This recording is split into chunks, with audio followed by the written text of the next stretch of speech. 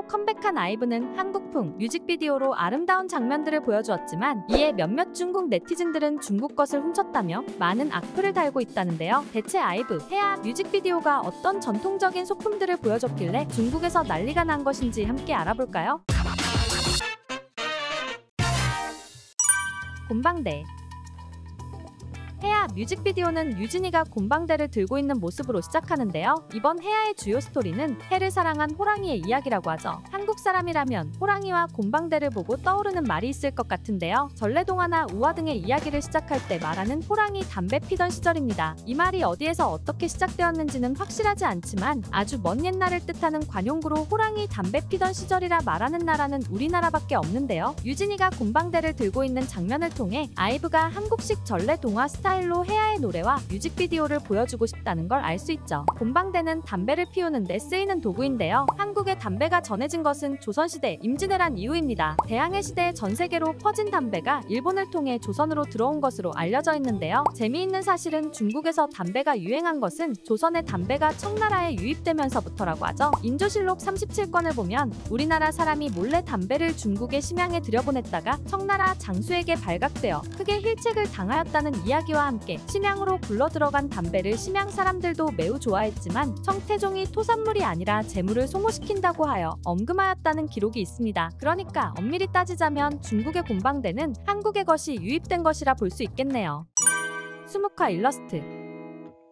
아이브 해야의 뮤직비디오에는 한국화 느낌이 나는 일러스트들이 등장하는데요. 이 그림들은 박지은 작가가 그려준 그림이라고 합니다. 박지은 작가는 불교의 수호신인 사천왕을 현대 여성의 모습으로 치환한 동양화 시리즈인 소녀사천왕 시리즈를 그린 작가님이죠. 박지은 작가는 아이브의 해야 그림을 작업하면서 한지 위에 전통 재료로 그림을 그렸다고 하는데요. 해야 티저 영상에 나온 두루마리 그림은 한국 전통적인 두루마리를 활용한 방식이라고 하죠. 몇몇 중국 사람들은 두루마리도 중국의 문화라고 주장하지만 한국에서도 통일신라시대와 고려시대의 불경을 필사하여 두루마리로 장황하기도 했고 조선시대에는 왕실을 중심으로 공적인 문서들을 두루마리로 사용했다 합니다. 박지은 작가는 전통회화의 섹션들인 인물화, 영모화, 산수화 개념으로 그림들을 다채롭게 구성했다는데요. 즉 몇몇 중국 사람들이 주장하는 구름의 표현기법 역시 한국 전통회화의 표현기법으로 그려진 것이죠. 박지은 작가는 스타쉽에서 한 화면 안에 다양한 시점을 표현하는 동양화의 물성을 대중매체 영상으로 길게 보여준 점에서 감동하였다고 합니다. 스타쉽은 박지은 작가에게 그림을 의뢰할 때 전통적이지만 낯선 한국성,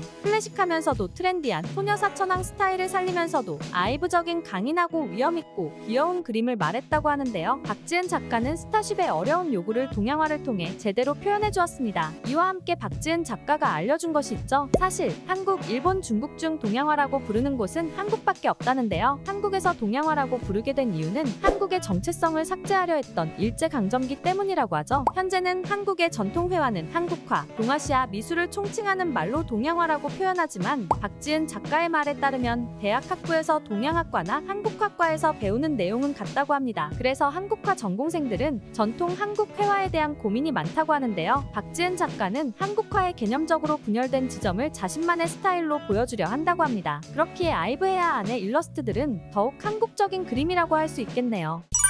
머리 매듭.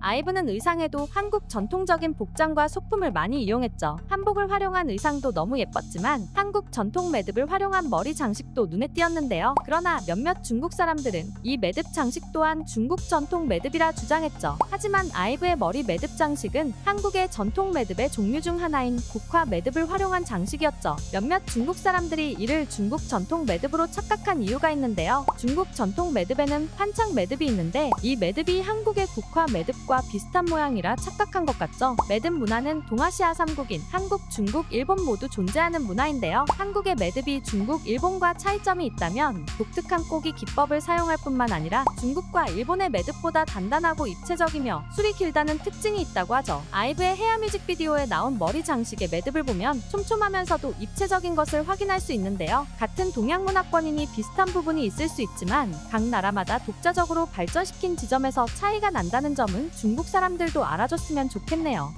몇몇 중국 사람들의 주장으로 인해 아이브가 해야 뮤직비디오를 통해 한국적인 아름다움을 보여준 것을 좀 더 확실하게 알 수 있었는데요. 이외에도 아이브의 이번 앨범을 통해 팬들은 아이브가 3원색 컨셉을 이어가고 있다는 것을 알 수 있었죠. 아이브의 앨범 커버를 보면 데뷔 앨범인 11은 빨강, 러브다이브는 파랑, 애프터라이크는 초록, 그리고 정규 앨범 I Have Ive는 흰색으로 빛의 3원색 순서를 따라 앨범을 발매했다는 것을 알 수 있죠. 그런데 직전 앨범인 아이브 마인의 앨범 커버는 마젠타색, 이번 앨범인 아이브 스위치의 앨범 커버는 시안색인 것을 보고 팬들은 색의 3원색을 따라 앨범을 발매하는 것 같다고 봤는데요. 그래서 팬들은 다음 앨범이 노란색이 될 것이라 추측하는 중입니다. 또한 이번 아이브의 앨범 이름은 아이브 스위치이지만 띄어쓰기를 달리하면 아이브 스위치가 되죠. 그래서 아이브의 이번 컨셉 포토에는 마법소녀 같은 모습이 있고 해야에서도 마법소녀 같은 장면들이 보이기도 하는데요. 이런 여러가지 숨겨진 비밀들이 있기에 팬들이 아이브의 앨범을 더욱 재미있게 느끼는 것 같습니다. 여러분들은 아이브의 이번 앨범 노래 중 어떤 노래를 가장 좋아하시나요? 지금까지 여러분들의 가장 가까운 K-팝 친구 두유람이었습니다. 안녕.